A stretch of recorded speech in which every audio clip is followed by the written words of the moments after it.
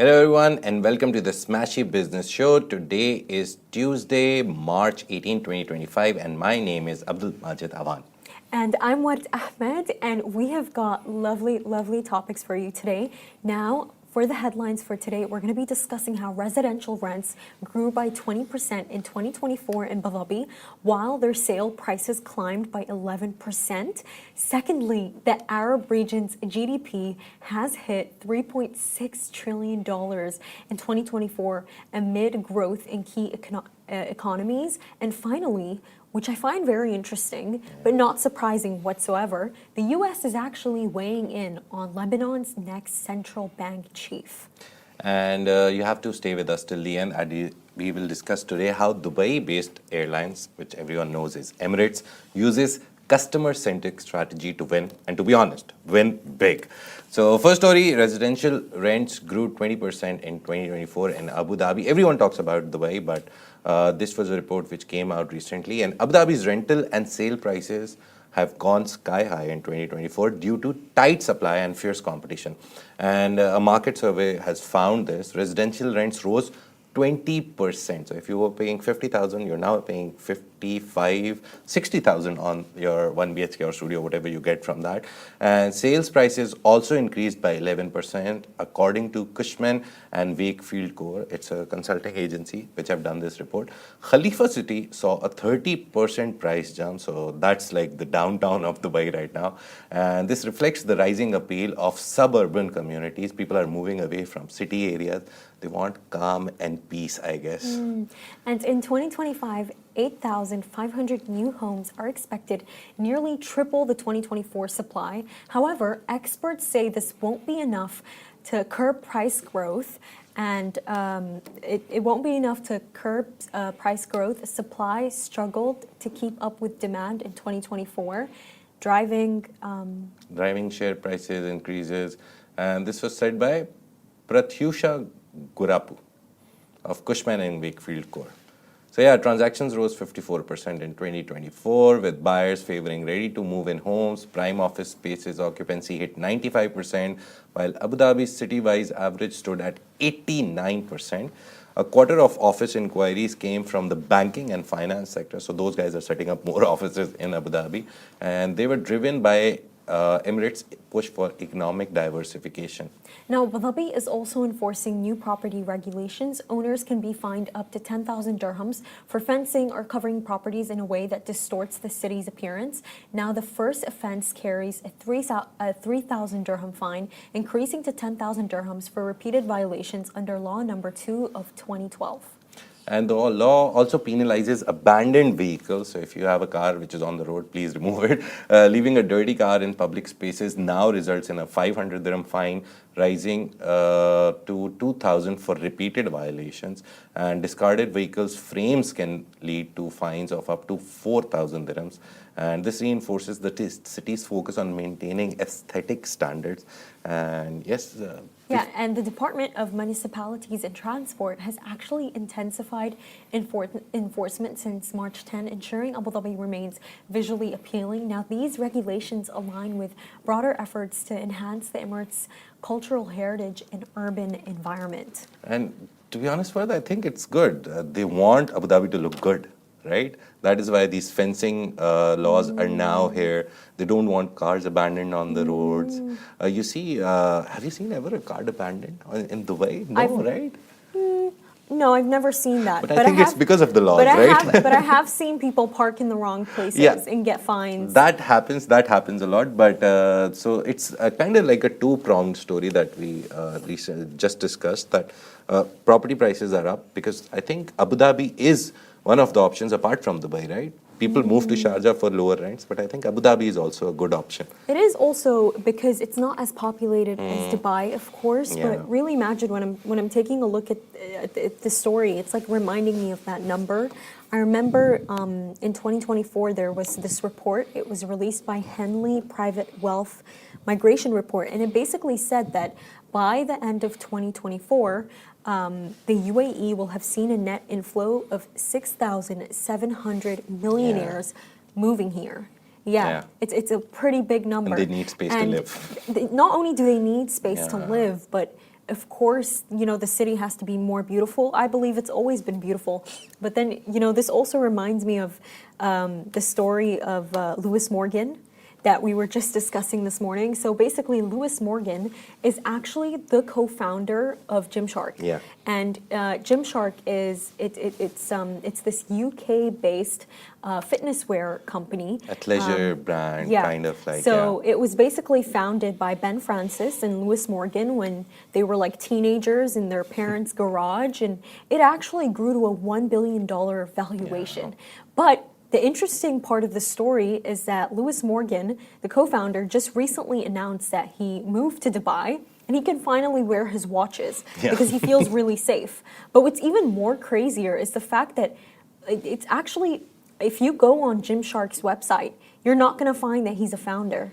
He's not. It's as if he's been completely wiped off from the brand, and that's because I believe in 2016, he stepped down as its director, and then in 2020, he stepped away as its shareholder, selling his stake for, I believe, 100 million pounds. And the entire story, it's so interesting because he won't say why, and neither of them follow each other on Instagram. Neither of them have a relationship with each other, and just very recently, Francis, as CEO of Gymshark, has expanded it into the UAE, and they've opened a store in Dubai Mall. But it's so interesting, Majid, because I was watching the CEO Cast podcast, and you can hear the resentment.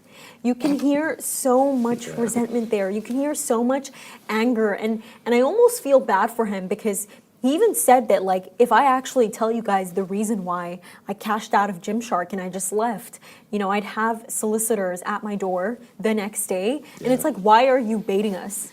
Stop with the bait. Like, just tell us why. But I think there's so much there. It will be interesting to find out The main one thing day is why. founders always fight, and He did say it's normal like in gym business. band members. One of the person, like the vocalist, gets famous, and all the other band members, they feel ignored.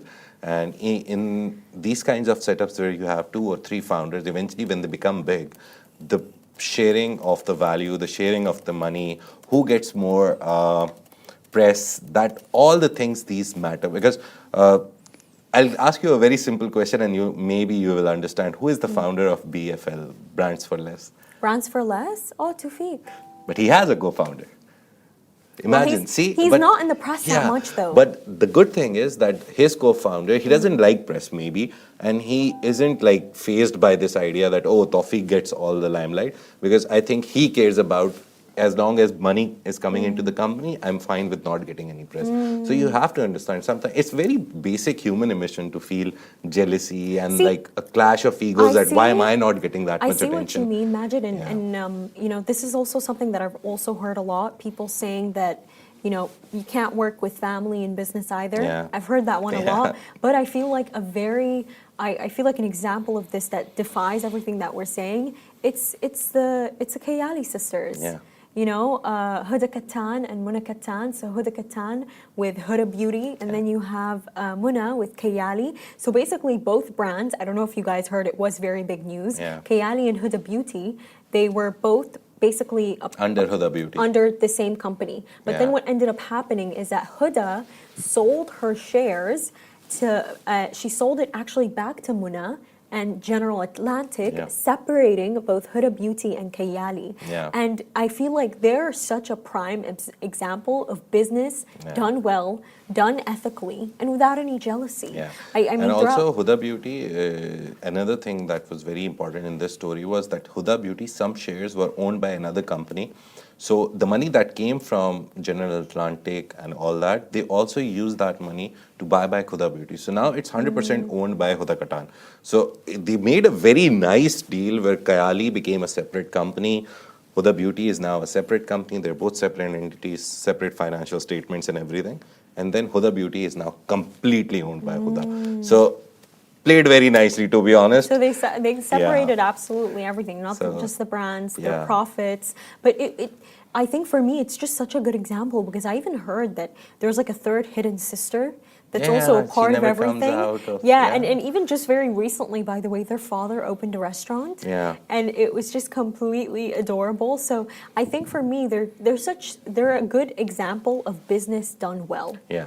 You know, and business done well in the sense of that they really supported each other. Like Huda Beauty, something that I've heard her say is that when she came to start Huda Beauty in general, she actually, I believe, took $10,000 I don't from remember the exact amount, but yeah, she I remember it was borrowed around money. 10,000. She borrowed money from her sister, and that's why she's been able to build Yeah. everything that she did. So Yeah. you know, it can work sometimes. You know. Yes, talking about money making, the region which is making money for Uda Qatan also is part of the Arab region, that is UAE. So Arab region's GDP grew by 1.8% in 2024. It's a big rise, and it is now worth $3.6 trillion, despite ongoing regional challenges. And you know, there's a lot of problems going on.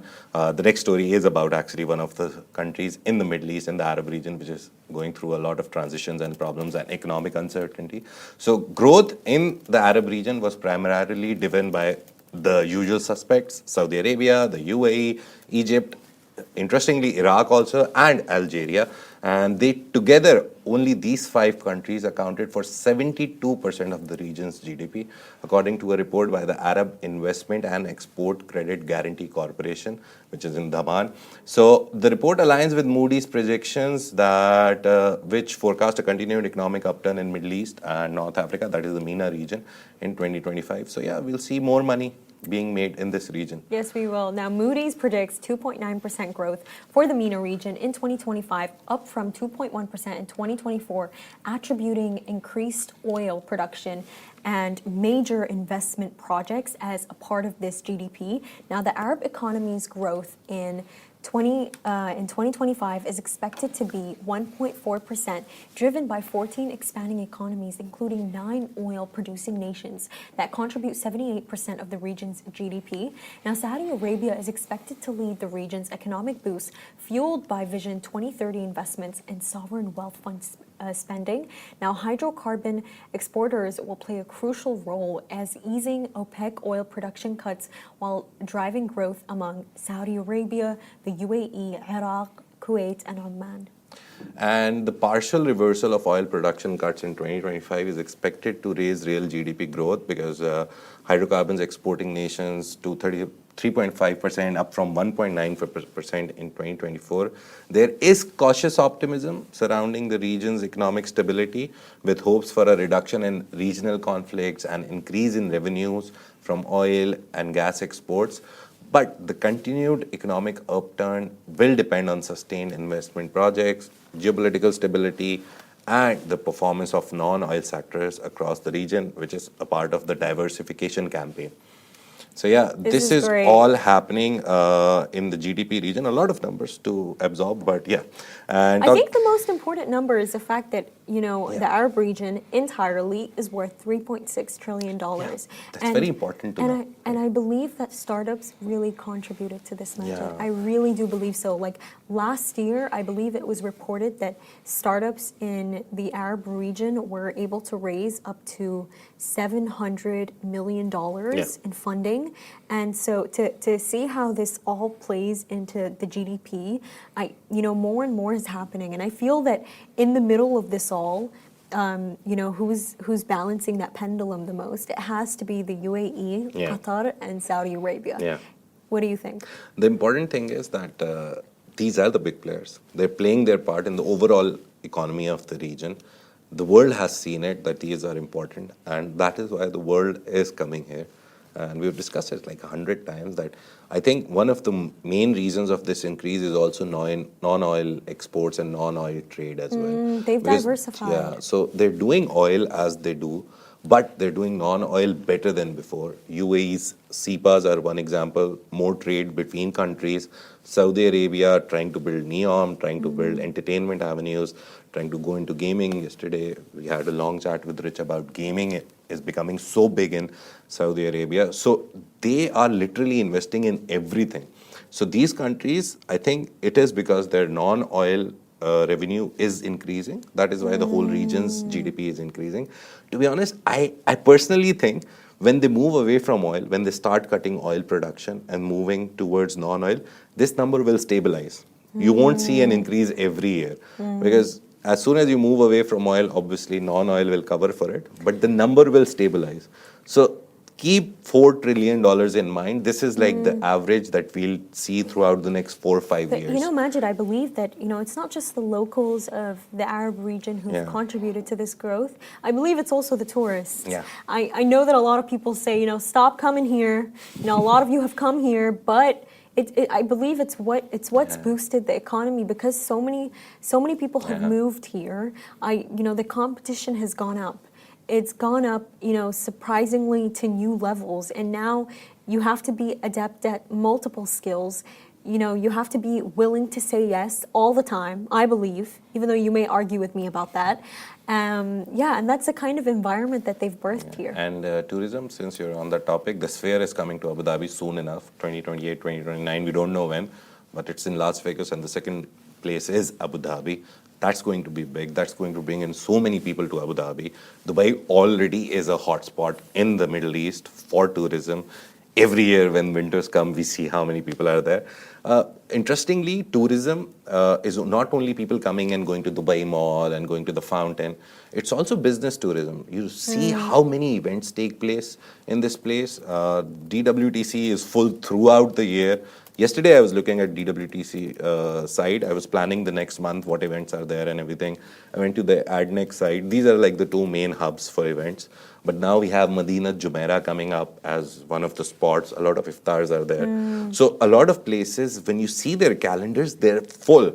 They have 4 or 5 events on any date you see. But Majid, so that's a lot of people also flying in. Majid, I don't just believe that it's the UAE. It's also Lebanon. It's Egypt. Like I heard this very surprising saying.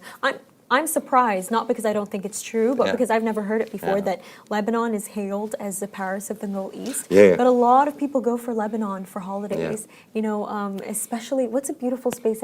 Betroun. Betroun is really beautiful, by the way. The seaside, the mountains. In Egypt, a lot of people travel there to go to Sahel.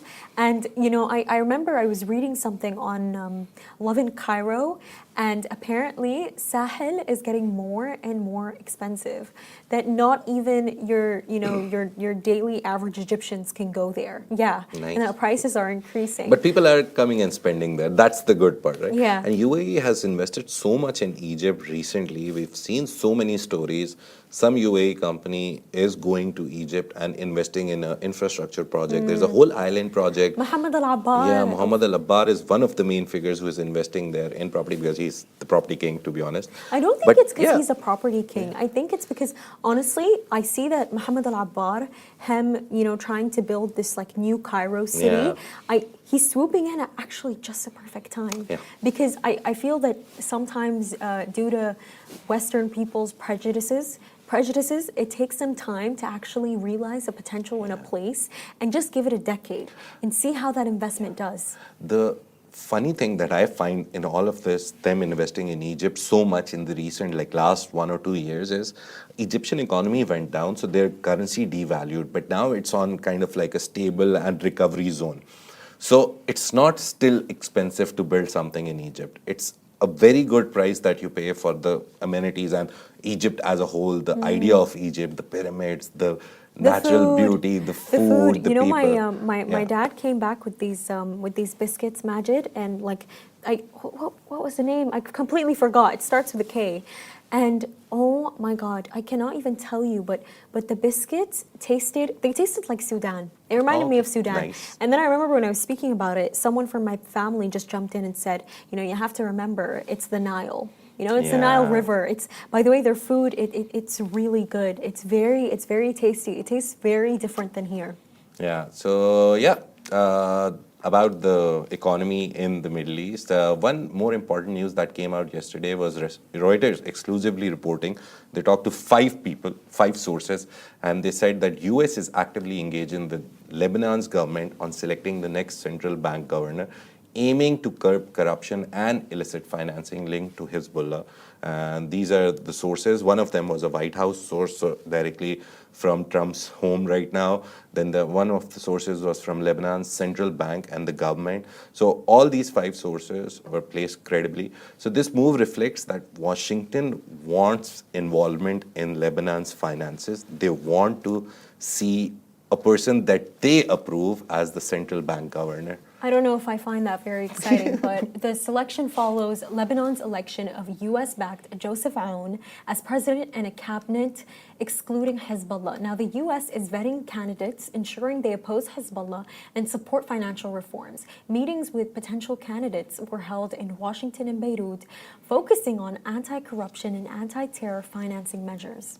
And this is interesting for me because it's first time that I've seen so clearly them interfering. US always has a very backdoor policy and we see it through reports like, oh, this is happening.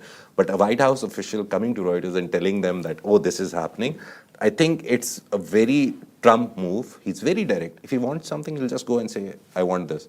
So I think this is Trump's way of saying, I want a central bank governor that I trust, the US trusts, and then we'll lift the sanctions and all that stuff.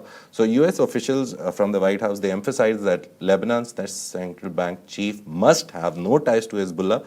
These are the prerogatives that they've put, or past corruption charges. Reform is essential. That is what a former Trump administration official told Reuters.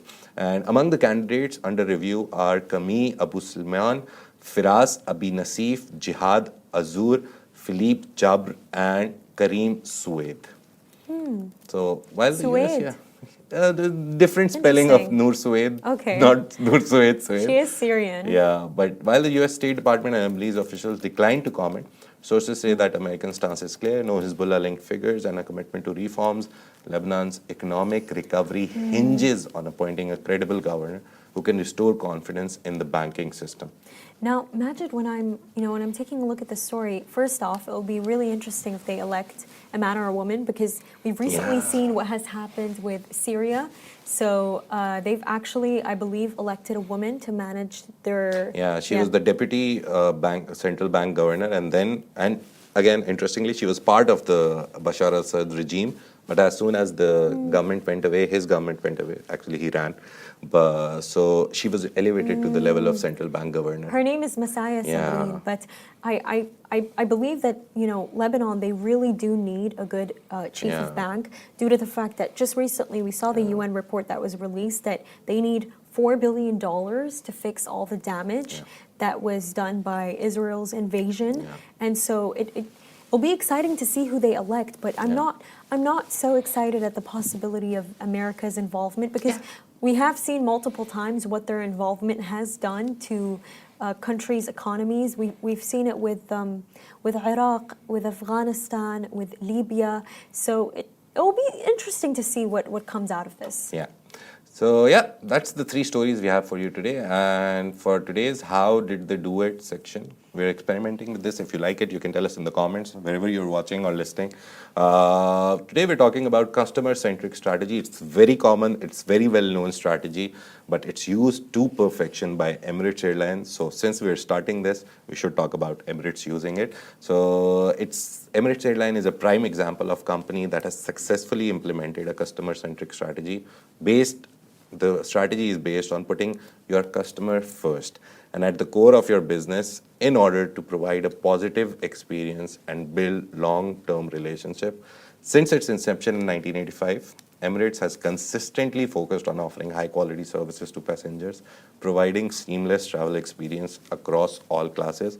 And if I correctly remember, Vard loves it also, Emirates. I do love Emirates. Now, the airline invested heavily in technology, offering state-of-the-art entertainment systems, comfortable seating, and luxurious amenities, now especially in first class and business class. Now, it also pioneered the introduction of personal screens for every passenger, revolutionizing the in-flight experience. Now, Emirates continually adapts its service offerings to meet the evolving needs of travelers, ensuring a personalized experience. Now, for instance, Its loyalty program, Skywards, has grown rapidly by rewarding frequent travelers with exclusive benefits and premium services. See, Yeah. they always do it right. Yeah. They always do it right. This customer-focused approach, to be honest, has only helped Emirates maintain higher customer loyalty, but also solidified its reputation as one of the world's leading airlines. To be honest, if you ask me or Vard or any person in the region, and to be honest, now in the world, it's, I think, Qatar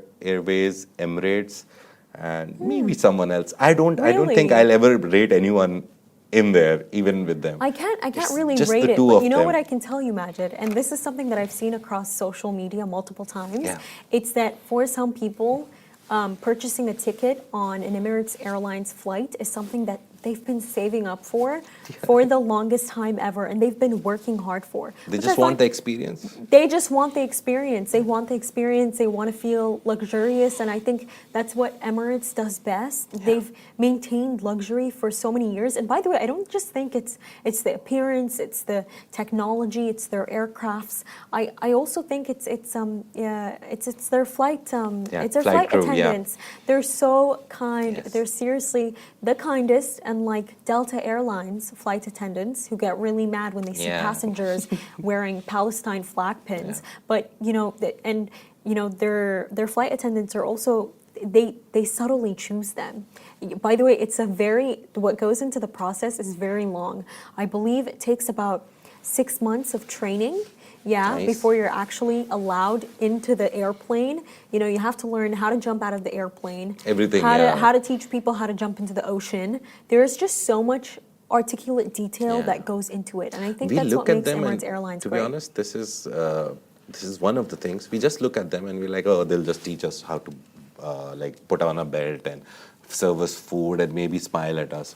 But actually, in emergency situations, those are the people who are going to save your lives, right? Yeah. You literally, those 200, 300, 400, depending on the size of the plane, those people put their lives in that crew member, the 2 captains or 3 captains, the crew members. I They just- will actually save your life, right? I just remembered something also just very recently.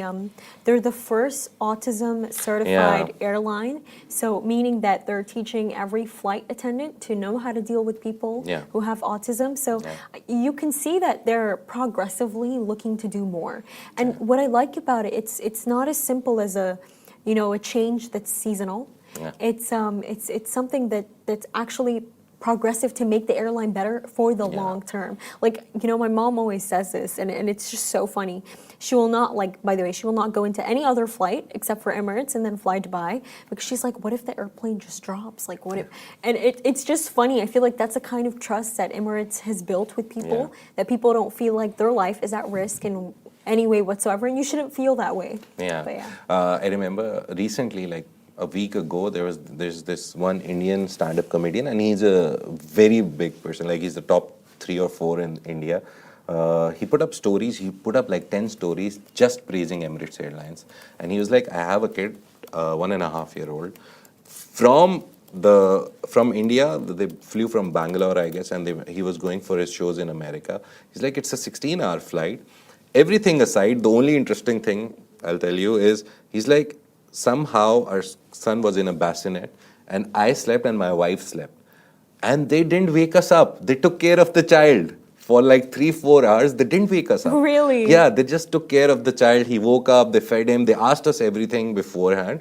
We kind of dozed off, and they took care of the child. They didn't wake us up. So imagine the detail that they know how to take care of a kid when both the parents are asleep. So this is the kind of luxury and comfort that they do, and it's all because of customer-centric strategy. So yeah, that's it for today for Smashy Business Show. If you enjoyed the show, make sure to follow us on all social media platforms. You'll find us as Smashy Business everywhere, SMASHI. It's a wordplay on smash. We're trying to smash the news. Thank you so much. This is Smashy Business Show, a Smashy Business production under the Augustus Media Podcast Network. You can find our newsletter on Smashy TV. Have a lovely day. Bye-bye.